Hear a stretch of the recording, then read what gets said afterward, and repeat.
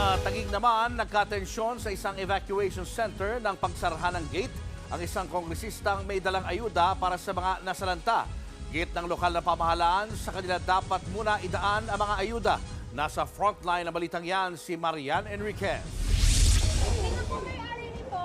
Sa cellphone video na ito na pinost sa Facebook, makikita ang nakaitim na babae na si Taguig 2nd District Representative Pami Zamora sa labas ng gate ng isang eskwelahan sa Fort Bonifacio, Taguig.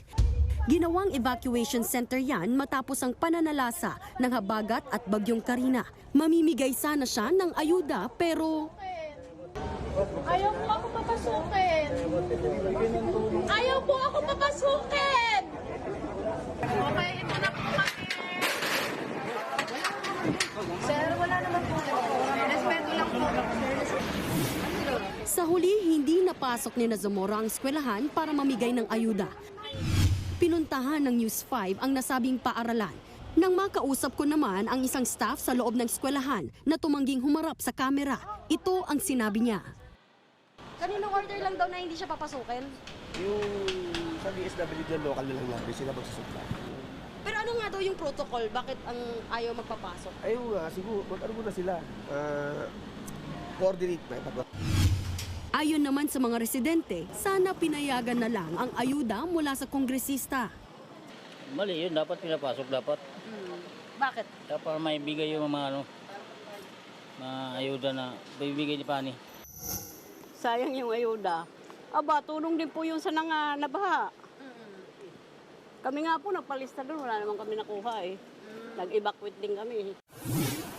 Sa pahayag ng Taguig LGU, lahat ng donasyon ay dapat tanggapin at dumaan muna sa City Social Welfare and Development Office. Inaayos pa raw kasi ang pamimigay ng relief goods sa mga apektadong residente.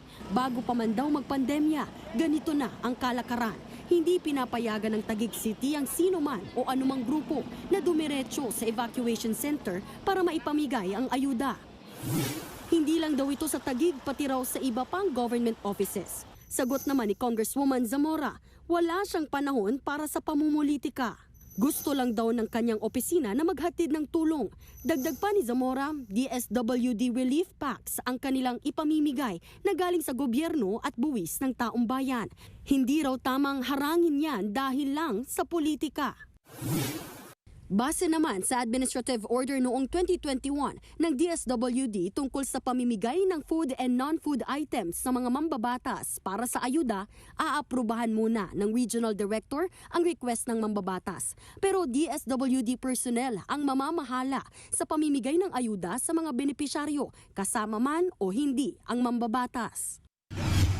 Hindi pa sumasagot si Congresswoman Zamora kung may kasama siyang tauhan ng DSWD nang sinubukan nilang maghatid ng ayuda sa nasabing eskwelahan. Nagbabalita mula sa Frontline, Marian Enriquez, News 5. Mga kapatid, Julius Babaw po. Iba na ang may alam at may pakialam sa panahon ngayon. Para sa Frontline ng mga balita, mag-follow at mag-subscribe sa social media pages ng News 5.